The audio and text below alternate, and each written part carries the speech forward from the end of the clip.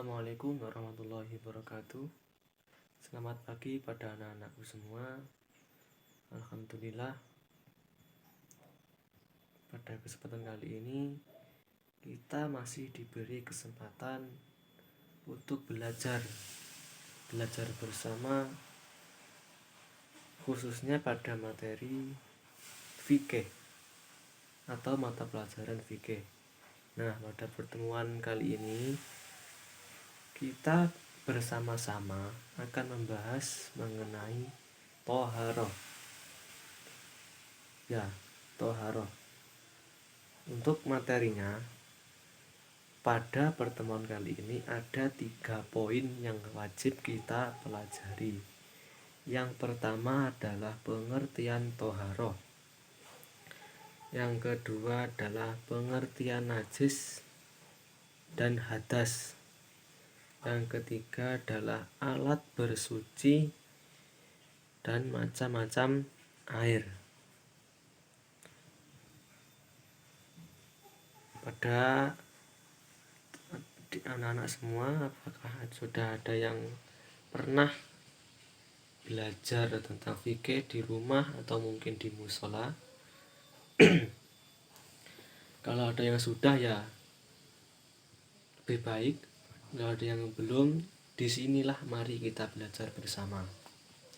Yang pertama adalah pengertian toharoh. Toharoh itu secara bahasa berasal dari kosakata bahasa Arab yang artinya bersih atau suci. Seperti itu.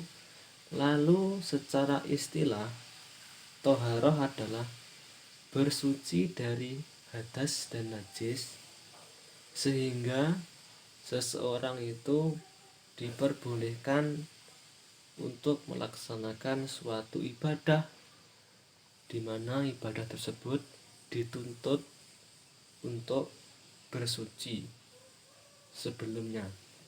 Contohnya sholat, terus ada lagi tawaf, seperti itu. Sampai di sini paham? Atau yang kurang paham bisa nanti ditanyakan pada waktu sesi tanya jawab ataupun diskusi ya. Lalu yang kedua adalah pengertian hadas dan najis. Oke, yang pertama adalah hadas. Ayo, siapa yang tahu apa itu hadas? Nanti yang saya tahu akan saya kasih uang jajan sebesar 10.000. Gimana? Gak ada yang tahu? Mari kita pelajari sama-sama. Baik, yang pertama adalah hadas. Secara bahasa berarti peristiwa yang tidak berlaku atau yang menyebabkan tidak berlakunya suatu hal. Lalu secara istilah, hadas adalah keadaan tidak suci bagi seseorang, sehingga menjadikannya tidak sah dalam melakukan suatu peribadatan. Seperti itu. Lalu yang kedua adalah najis. Najis secara bahasa berarti kotoran. Nah, secara istilah, najis itu benda kotor yang mencegah sahnya suatu peribadahan seseorang. Sampai di sini paham? Saya harap paham. Yang selanjutnya adalah macam-macam hadas dan macam-macam najis, serta cara ataupun tata cara mensucikannya. Langsung saja. Yang pertama adalah macam-macam hadas. Agak pilek ini. Hadas, didengarkan ya. Hadas itu bisa dibagi menjadi 2. Yang pertama hadas kecil, dan yang satunya lagi apa? Sudah tentu hadas besar, karena ada kecil juga harus ada besar. Itu sudah satu paket. Yang pertama hadas kecil. Apa sih hadas kecil itu? Hadas kecil adalah kondisi seseorang itu tidak sah dalam beribadah yang disebabkan oleh keluarnya yang disebabkan oleh beberapa hal, yang diantaranya adalah keluarnya segala sesuatu dari kubul dan dubur ilal mani, kecuali mani. Lalu sebab yang lain juga bisa bersentuhan dengan lawan jenis.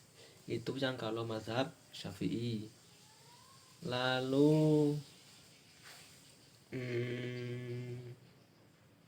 seperti itu. Nanti kurang paham yang silahkan dibahas bersama-sama. Lalu yang kedua adalah hadas besar. Hadas besar itu adalah kondisi tidak sahnya seseorang dalam beribadah yang disebabkan oleh beberapa hal. Yang pertama bisa keluarnya mani, dan yang kedua adalah berhubungan suami istri. Oh iya, tadi yang hadas kecil belum dikasih tahu tentang tata cara mensucikannya. Hadas kecil itu bisa disucikan dengan cara berwudu, ataupun jika kepepet atau terpaksa tidak bisa wudu itu bisa bertayamum. Lalu yang kedua adalah hadas besar dan bagaimana tata cara mensucikannya. Tadi sudah dibahas mengenai hadas besar, bahwa hadas besar itu kondisi atau keadaan yang menyebabkan seseorang itu tidak sah dalam beribadah yang disebabkan oleh yang pertama keluarnya mani, dan yang kedua adalah berhubungan suami istri. Nah, bagaimana tata cara membersihkannya, Pak? Tata cara bersucinya itu mandi junub atau mandi besar. Mandi besar itu tidak mukbang, bukan. Mandi besar itu ya mandi sekujur tubuh dan dengan didahului niatnya itu kita bahas minggu depan. Langsung yang selanjutnya adalah macam-macam najis. Najis ada 3. Yang pertama najis mukhafafah. Nah, najis mukhafafah ini adalah najis ringan. Contohnya air kencing bayi laki-laki yang kurang dari 2 tahun dan belum makan apapun kecuali air susu ibu. Nah, tata cara membersihkannya itu cukup dibasuh ataupun dibilas saja. Lalu yang kedua adalah najis mutawasito. Najis mutawasito adalah najis yang sedang-sedang saja. Lalu tata cara membersihkannya itu harus dicuci, contohnya kotoran manusia. Sampai di sini paham? Atau terlalu cepat saya menyampaikannya? Enggak ya? Kalau enggak langsung saja. Najis yang ketiga adalah najis mughaladah. Nah, ini banyak anak-anak sekarang tuh membuat main-main kata-kata mughaladah ini. Padahal mughaladah itu, mohon maaf, agak menjijikkan bagi saya loh ya. Nah, apa itu najis mughaladah? Najis mughaladah adalah najis yang disebabkan oleh air liur anjing. Nah, tata cara bersucinya ini agak rumit dan agak aneh. Bagaimana, Pak? Nah, bagaimana caranya itu membilas sebanyak 7 kali, yang satunya dengan menggunakan debu. Maksudnya itu 6 kali air dan 1 kali pakai debu. Nah, perlu diingat, yang pakai debu ini diusahakan jangan yang terakhir ya. Nah, kalau terakhir nanti ya percuma saja kalau bertoharohnya tidak bersih. Jadi diusahakan yang pakai debu itu basuhan yang kedua, 3, 4, 5 atau 6. seperti itu. Langsung saja ke materi yang ketiga, yaitu alat bersuci dan macam-macam air. Nah, alat bersuci ini ada dua. Yang pertama sudah tentu air. Yang kedua adalah segala sesuatu yang sifatnya suci selain air. Nah, pada yang kedua ini terkonsentrasi pada benda padat seperti batu dan debu. Nah, seperti itu. Lalu apa saja macam-macam air? Air dapat diklarifikasikan menjadi 1, 2, 3, 4, 5 menjadi 5 jenis. Yang pertama air mutlak. Air mutlak adalah air yang suci dan mensucikan. Contohnya air hujan, air laut, air sungai, air sumur, air salju, embun, seperti itu. Lalu yang kedua adalah air musyammas. Air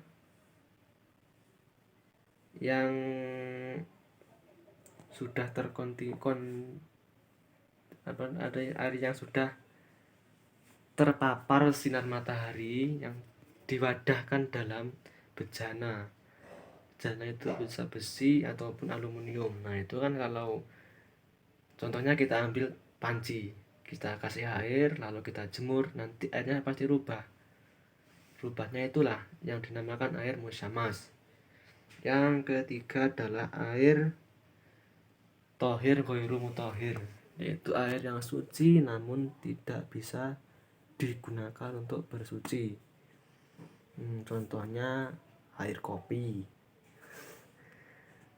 degan, banyu degan. Air degan itu masih menyegarkan tapi nggak bisa dibuat berwudu, tidak bisa buat adus. Seperti itu. Yang keempat adalah air mutanajis. Air mutanajis itu air yang sudah terkontaminasi oleh kotoran yang menyebabkan rubahnya warna, rasa, dan bau. Baunya itu rubah. Selanjutnya yang kelima adalah air mustakmal atau air yang sudah digunakan. Contohnya air yang sudah digunakan untuk nyuci baju itu tidak boleh kalau digunakan untuk mandi, tidak boleh untuk digunakan berkumur-kumur. Terus ada lagi air yang sudah digunakan buat berwudu, itu tidak boleh dibuat untuk wudu lagi. Nah, seperti itu. Jika kalau ada yang kurang paham, bisa dilanjutkan pada sesi tanya jawab. Sekian, terima kasih. Saya Elma Nur Afifah, NIM 20119072. Baiklah anak-anak, tadi kita sudah belajar pasal toharoh. Yang pertama adalah apa itu toharoh, kemudian apa saja alat-alat yang digunakan untuk bersuci, macam-macam air sampai pada hadas dan najis. Baiklah, sampai di sini adakah yang ingin ditanyakan? Iya, kamu. Apakah air yang sangat panas atau dingin dapat digunakan untuk bersuci? Oke. Air yang sangat panas atau sangat dingin itu hukumnya makruh untuk bersuci. Nah, artinya apa? Air ini masih bisa digunakan untuk bersuci. Syaratnya, air ini harus pada keadaan yang suci dan mensucikan. Yaitu pada apa? Air tersebut tidak kurang dari 2 kulah dan pada keadaan yang mengalir. Nah, walaupun begitu dapat digunakan untuk bersuci, tetapi hindarilah hal-hal yang makruh. Sebisa mungkin bersucilah dengan air yang sifatnya tidak makruh dan dapat mensucikan dengan sempurna. Oke, kemudian ada lagi. Bagaimana jika kita bersuci dengan air yang mengalir dan lebih dari 2 kulah, tetapi air tersebut dalam keadaan sudah berubah warna, rasa, dan baunya? Baiklah, Air yang seperti itu atau dalam keadaan seperti itu artinya air ini sudah tidak suci, masih suci tetapi tidak mensucikan. Mengapa masih suci? Karena air ini dalam keadaan yang mengalir, tetapi tidak bisa mensucikan karena air ini sudah berubah wujud, sudah berubah warnanya, rasanya, baunya, ataupun dengan warnanya. Nah, jadi artinya kita tidak bisa bersuci dengan air tersebut. Contohnya apa? Oke, air yang pada biasanya di sini ada tempat pembuangan limbah ya. Air tersebut sangatlah kotor, terus kotoran-kotoran hewan semuanya di situ, tetapi dalam keadaan yang sangat banyak. Sangat bisa digunakan untuk bersuci sebenarnya karena kadar airnya, tetapi dia menjadi tidak suci karena menjadi tidak bisa mensucikan karena airnya tersebut sudah dicampuri oleh barang-barang lain, seperti itu. Oke, ada lagi. Oke. Apa itu hadas dan apa saja yang termasuk dengan hadas? Oke. Mungkin tadi sudah dijelaskan ya, hadas itu terdapat dua macam. Yang pertama adalah hadas kecil dan yang kedua adalah hadas besar. Oke, yang pertama, hadas kecil. Hadas kecil ini adalah segala hal yang dapat membatalkan wudhu. Seperti apa? Seperti contohnya, ketika kita buang angin, buang air kecil ataupun buang air besar, menyentuh hal-hal yang bernajis atau kotoran seperti itu adalah hal yang dapat membatalkan hal-hal yang dapat membatalkan wudhu atau kita harus bersuci lagi. Oke, yang kedua itu hadas besar. Hadas besar ini adalah hadas yang mengharuskan kita untuk mandi wajib. Nah, mandi wajib ini apa saja yang mengharuskan kita mandi wajib? Yaitu yang pertama adalah seorang wanita yang mengalami haid, yang kedua adalah seorang laki-laki yang mengeluarkan mani, yang ketiga yaitu pada keadaan junub. Nah, oke. Bagaimana cara kita untuk bersuci? Oke. Cara kita untuk bersuci pada hadas besar ini adalah dengan mandi wajib, yaitu mandi yang disertai dengan niat untuk membersihkan diri dari hadas besar. Nah, mandi ini harus dengan menggunakan air yang mengalir lagi suci. Artinya, jika air ini dalam bersih, walaupun bersih tetapi tidak mengalir, tidak bisa digunakan untuk bersuci. Bagaimana caranya? Caranya adalah dengan mengalirkan air dari atas kepala, mulai dari yang kanan sampai diselangi dengan, bukan diselangi, tapi disertai dengan membersihkan hal-hal yang sekiranya tidak bisa dijangkau dengan air. Seperti itu. Sampai pada telapak kaki, dari atas kepala sampai telapak kaki. Jadi seluruh tubuh kita telah dialiri oleh air yang mengalir dan dibersihkan sampai yang ke sela-selanya. Oke, kemudian ada lagi. Oke, apa itu najis mukhafafah? Najis mukhafafah adalah najis ringan. Siapa yang terkena najis ringan ini?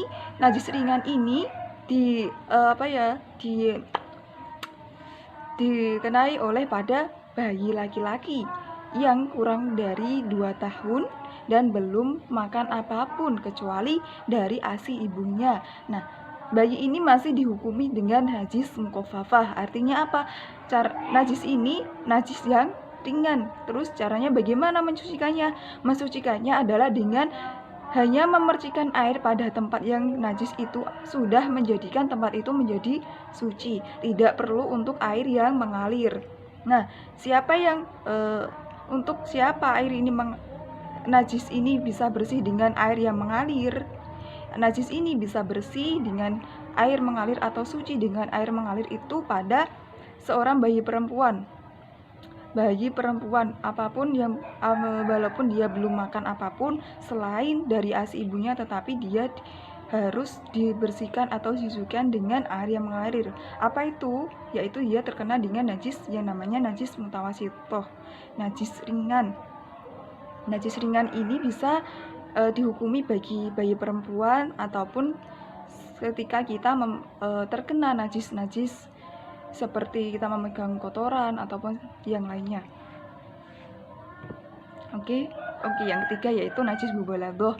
Najis mughalladhah ini adalah najis yang sangat diberatkan. Nah, najis ini sudah terdapat pada dalil yang qot'i, yaitu terdapat pada anjing dan pada babi. Nah, bagaimana cara membersihkannya? Cara membersihkannya adalah dengan air mengalir ya anak-anak. Dengan air yang mengalir. Nah, sebelum itu kita diharuskan untuk membersihkan najis pada tempat tersebut terlebih dahulu. Baru kita membersihkannya dengan air yang mengalir sebanyak 7 kali. Nah, salah satunya selain air adalah bisa digunakan dengan debu. Oke? Ada lagi? Mungkin itu saja. Nah, kesimpulannya di sini apa? Kesimpulannya, air yang suci dan mensucikan itu adalah segala air yang berasal dari bumi ataupun berasal dari dasar bumi ataupun dari langit. Itu adalah air yang suci, mensucikan, termasuk air laut. Air laut tersebut juga bisa untuk bersuci, tidak hanya air sungai ataupun air sumber yang lainnya. Baiklah, jika tidak ada yang bertanya, saya akan membagi kelas ini menjadi 4 kelompok. Nah, dari keempat kelompok itu akan mendiskusikan mengenai materi yang telah saya sampaikan sebelumnya, yaitu materi tentang toharoh yang berisikan mengenai air suci yang bisa digunakan untuk bersuci atau untuk wudhu. Nah, sekarang berhitung mulai dari 1 sampai 4, dari depan sampai belakang urut. Nanti setelah itu saya akan memberikan lembaran yang berisi tugas dan silakan didiskusikan dengan kelompok. Saya kasih waktu 20 menit. Assalamualaikum warahmatullahi wabarakatuh.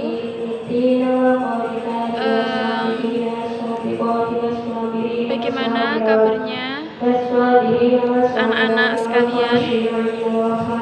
Alhamdulillah sehat semua ya. Di sini saya akan memberikan sebuah langkah-langkah dalam penyelesaian dalam kasus atau memberikan langkah-langkah bagaimana tata cara bersuci yang benar, bagaimana cara toharoh, bagaimana cara bersuci dari hadas kecil dan hadas besar. Lalu kemudian membedakan macam-macam air.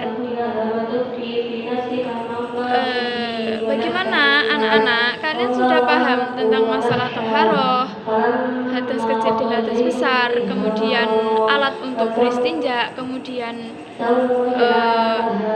tata cara mensucikan hadas kecil dan hadas besar. Di sini sudah paham semua? Baik, saya akan menjelaskan tentang langkah-langkah penyelesaiannya. Yang pertama adalah toharoh. Toharoh di sini adalah bersuci, ya, bersuci dari hadas kecil dan hadas besar, ya anak-anak. Sudah paham? Ya, bersuci hadas kecil dan hadas besar, dari hadas kecil dan hadas besar, yaitu ketika kita memiliki hadas kecil seperti kita membuang air kecil, setelah buang air kecil maka kita harus mensucikannya, yaitu dengan alat untuk mensucikannya, yaitu yang disebut alat istinja tadi, yaitu alat untuk mensucikan hadas kecil maupun hadas besar. Yang pertama, disucikan dengan menggunakan air, mensucikan hadas kecilnya. Kemudian setelah itu kita bisa berwudu. Setelah hadas kita bersihkan, maka kita bisa berwudu. Kemudian cara mencucikan hadas besar itu juga bisa menggunakan apa, anak-anak? Ayo, menggunakan apa? Betul sekali, menggunakan air, juga bisa menggunakan batu, juga bisa menggunakan tisu, bisa menggunakan daun, ya. Ketika beristinja itu yang lebih bersih menggunakan air, ya. Setelah seperti hadas besar itu seperti setelah buang air besar itu kita beristinja atau membersihkan hadas besar dengan menggunakan air. Kalau tidak ada air bisa menggunakan batu, tapi batunya jangan yang lincip ya, yang batunya yang sekiranya tumpul dan untuk membersihkannya itu tidak akan menimbulkan rasa sakit. Kemudian juga bisa menggunakan tisu ketika tidak ada air. Ya, untuk selanjutnya yaitu adalah pembahasan tentang macam-macam air.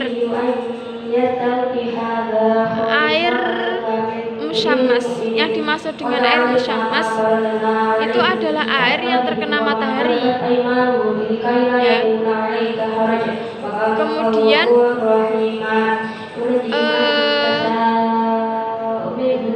tidak semua air itu suci mensucikan. Ada air yang suci tapi tidak mensucikan.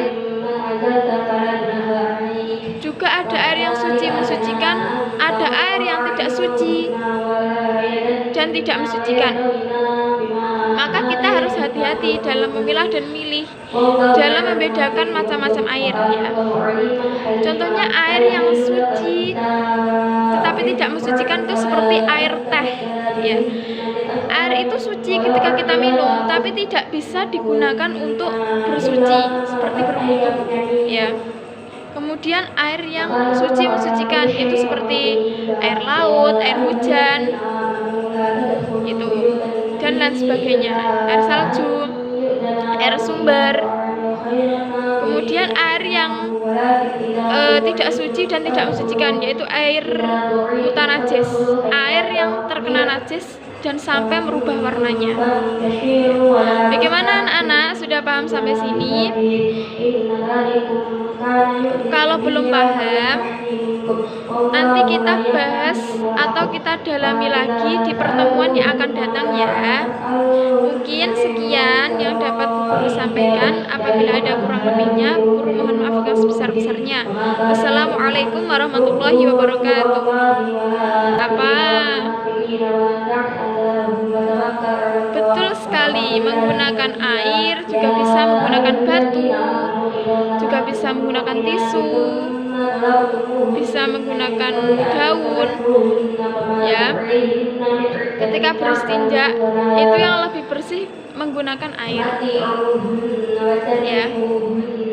Setelah seperti hadas besar itu seperti setelah buang air besar itu kita beristinja atau membersihkan hadas besar dengan menggunakan air. Kalau tidak ada air bisa menggunakan batu, tapi batunya jangan yang lincip ya, yang batunya yang sekiranya tumpul dan untuk membersihkannya itu tidak akan menimbulkan rasa sakit. Kemudian juga bisa menggunakan tisu ketika tidak ada air, ya. Untuk selanjutnya yaitu adalah pembahasan tentang macam-macam air. Air musyammas, yang dimaksud dengan air musyammas itu adalah air yang terkena matahari, ya. Kemudian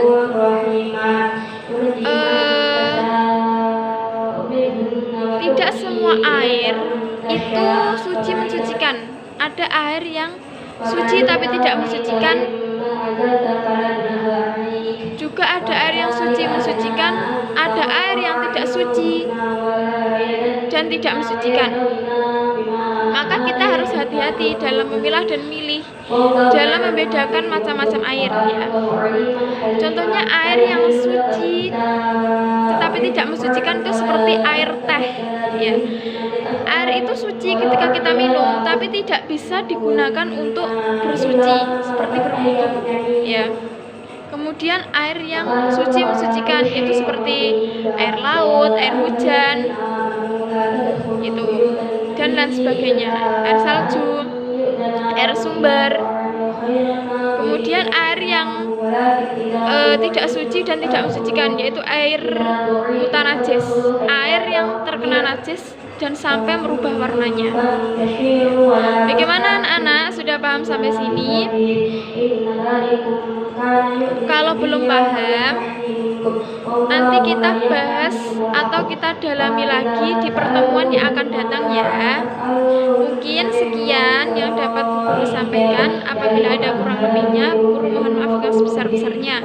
Wassalamualaikum warahmatullahi wabarakatuh. Assalamualaikum warahmatullahi wabarakatuh. Saya Evi Nurul Hidayah, NIM 2011-979.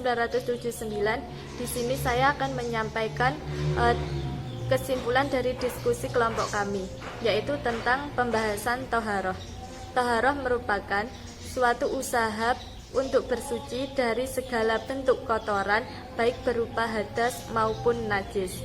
Adapun alat atau media untuk bersuci di sini dapat menggunakan air, menggunakan batu, serta menggunakan benda padat yang sekiranya bisa meresap seperti tisu dan daun kering.